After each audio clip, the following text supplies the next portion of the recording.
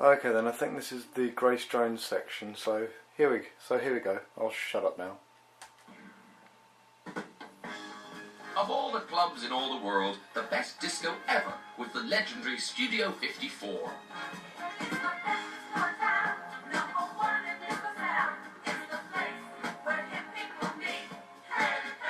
It was simply the best discotheque in the world. Elizabeth Taylor, Mick Jagger, everybody was there. You might be standing next to a banker, you could be standing next to some gay kid up from the village, you could be dancing with God knows who, but we all felt that there was the common ground that we all stood on and bumped to. Actually, the most horrible thing to be standing outside, and not being picked up to get in.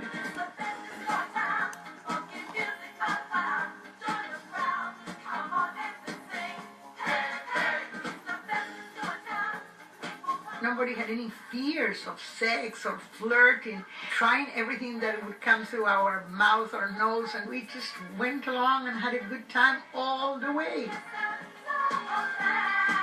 It was a world where boys could be girls and girls could be boys. And Studio 54 incubated our next queen, who could look like a woman and sing like a man. Or was it the other way round? I used to go before I started singing when I was modeling and just, dance my ass off. People really went to dance. I'm going to do a champagne burp. Excuse me. Thank you.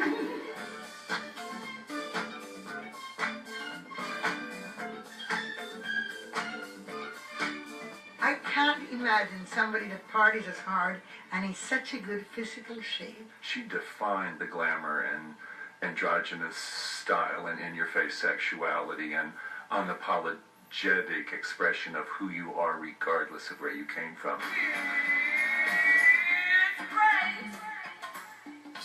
Grace has become famous not just for her music, but for her wild style and unpredictability.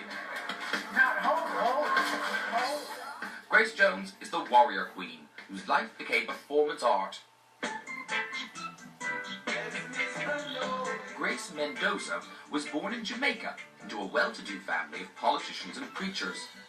Her father was a bishop, and her upbringing was the strictest of all our queens. When Grace left home, she headed to New York and looked for work as a model. But she had problems being accepted for who she was. My face just was not understood. They were like, oh, but you're so dark, but your nose is not flat and large, but your lips are really full, and they just didn't say, well, what are you? But there was one place she was appreciated, at the heart of New York's party scene, Studio 54. That's how I got discovered, jumping up on tables and singing and dancing to disco music. The party queen had been spotted by Island Records, who decided to put her in the studio. She jumped at the chance. She told me, I'll do whatever it takes to make it. The producer was Tom Moulton, the man who made Gloria Gaynor. But when he heard Grace, he thought she sounded like she was straight out of the movies. Horror movies. And she couldn't sing, she sounded like Bela Lugosi. I am Dracula. I mean, that's what she sounds like, And I said, what is wrong with you? Like other singers, Grace was expected to do as she was told. I had no control at all. I was just, kind of dragged around on a leash. I had to be next to her with every word. I mean, it's unbelievable. I just could not believe it. And they start to clash because Tom's an ultra-professional and Grace Jones probably doing her best, but she just hasn't got the best voice and she's got a whole lot of attitude that goes with it. The star. She comes down and... and I said, Grace, we don't practice in the studio, we record. And then finally, maybe I should, I'll say it anyway, it doesn't matter. Finally, I got so mad and I said, Grace, with so little you can please so many. And they said, until you apologize, she's not going to sing. So I picked up my jacket and walked out. It was a way to force them to let me have some freedom in what I was doing.